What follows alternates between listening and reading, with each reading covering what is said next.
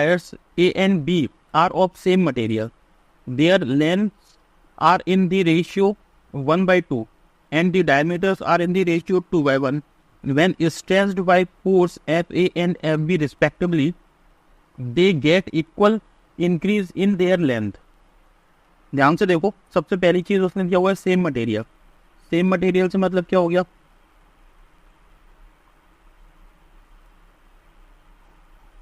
Same material से मतलब हो गया Young's modulus of A is equals to Young's modulus of B is equals to Y. Length का ratio दे रखा है L A, length of wire A upon length of wire B is equals to 1/2. Diameter का ratio है diameter A diameter B is equals to 2/1. Stressed by force का अपन को ये कैलकुलेट करना है, ठीक है. मतलब इस फोर्सेस ने इसे स्ट्रेच किया हुआ है, अपन को इन दोनों का रेशियो डिटरमाइन करना है. इसके लिए उसने बोला है get equal increase in their length. मैंने माना कि वायर ए में इंक्रीज कितना हुआ, डेल्टा एल ए, वो इक्वल होगा डेल्टा एल बी, मतलब वायर बी की लेंथ के इक्वल होगा. जितना इंक्रीज हुआ है उतना.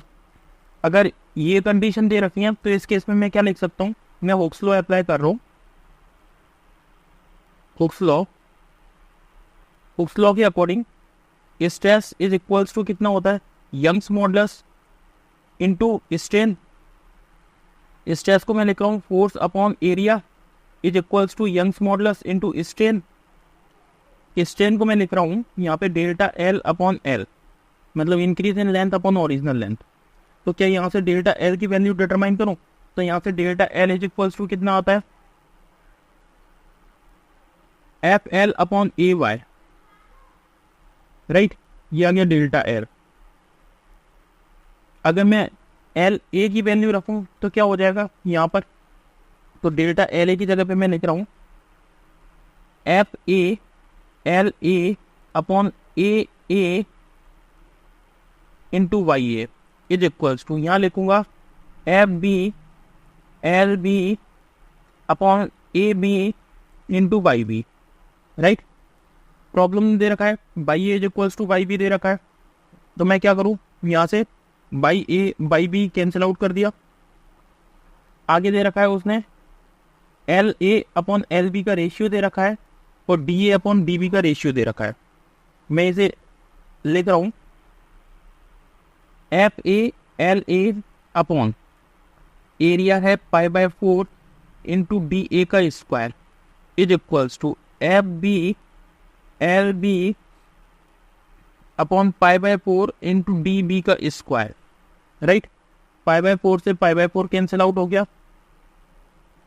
यहाँ से F A upon F B is equals to L B upon L A into D A upon D B का स्क्वायर.